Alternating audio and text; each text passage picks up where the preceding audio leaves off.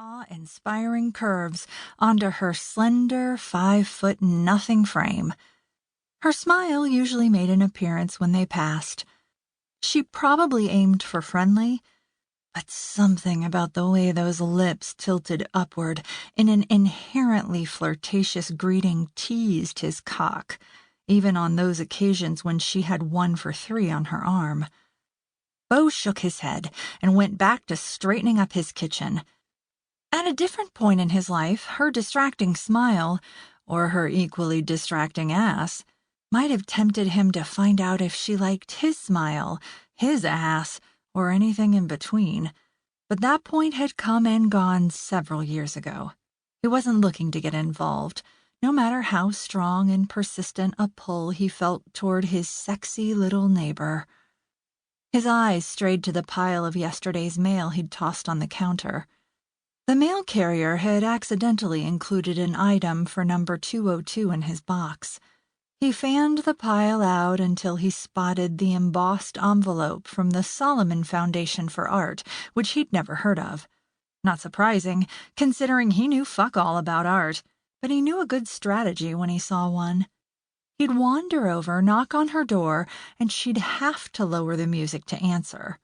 While he delivered what probably amounted to fancy junk mail, he'd casually mention he expected his folks to arrive at any moment, and he looked forward to having a nice, quiet visit with them. Satisfied with the plan, he folded the envelope, slid it into the back pocket of his jeans, and walked out his door. The music gained volume as soon as he stepped into the hall, and he immediately understood why it seemed especially loud today.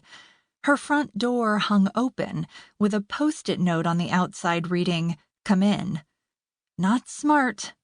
They lived in a secure building with nice, normal neighbors, but still, why court trouble?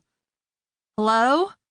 He barely heard himself over the sound of Carrie Underwood and her Louisville Slugger. After pushing the door all the way open, he tried again, louder. "Hey?" Still nothing, although judging by the scents of cooking turkey and cooling pie filling the apartment, the chef hovered nearby.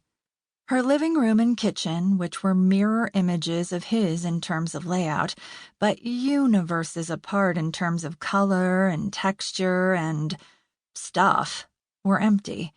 Empty of people, at any rate.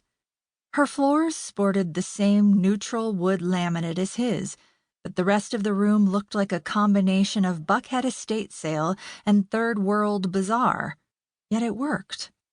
A slip-covered white sofa and a couple of matching armchairs provided a blank canvas for red throw pillows, a wrought-iron coffee table straight off a French Quarter patio, and a blue and white ceramic garden stool stacked with old books. Atop the coffee table sat a huge glass bowl full of fist-size marbles, swirled with every hue imaginable. The arrangement made him think of exotic planets suspended in a crystalline galaxy. An eclectic collection of art covered the walls. Large, abstract oil paintings surrounded by black and white photographs, a few pastel watercolors, and even some framed architectural renderings. The envelope in his back pocket started to feel less like junk mail. The music blasted from a digital speaker dock on a long, mirrored table against the wall opposite the sofa. He let that be for now and made his way down the hallway.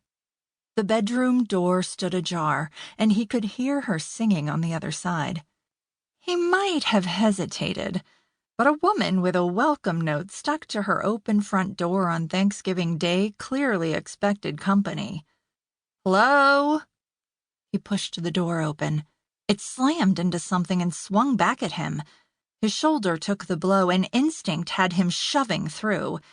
Whatever was on the other side gave way under the force of his momentum. He heard a scream over the last ominous lines of "Before He Cheats," and stepped into the room in time to realize he'd banged into a ladder, one on which his neighbor perched, now struggling for balance. Time slipped into a frustrating slow motion as he reached out to grab